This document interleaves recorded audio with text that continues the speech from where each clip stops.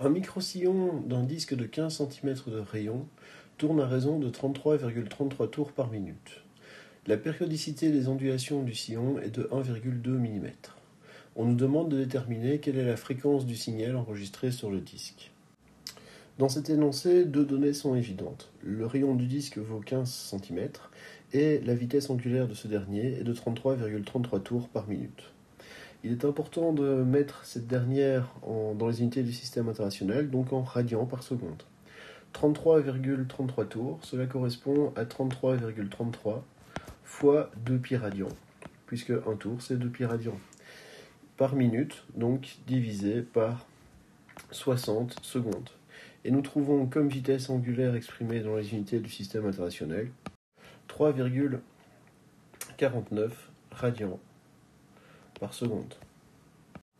Intéressons-nous maintenant à la périodicité des ondulations du sillon, qui est de 1,2 mm. Ça signifie que cette distance-ci mesure 1,2 mm. Donc cette distance correspond à la longueur d'onde. Ça signifie que la longueur d'onde vaut 1,2 fois 10 exposant moins 3 mètres. Une onde, c'est un déplacement d'énergie. Donc on peut imaginer que les vagues se déplacent. Ici, elles sont gravées dans un disque. Pour obtenir cet effet de mouvement, c'est le disque qui se déplace.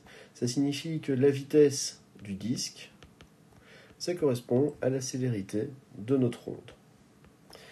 Nous allons calculer la vitesse du disque, donc sa vitesse linéaire. Nous savons qu'une vitesse linéaire, ça correspond à une vitesse angulaire fois un rayon. Ici, nous connaissons la vitesse angulaire qui est de 3,49 radians par seconde, et nous connaissons le rayon qui est de 0,15 mètres.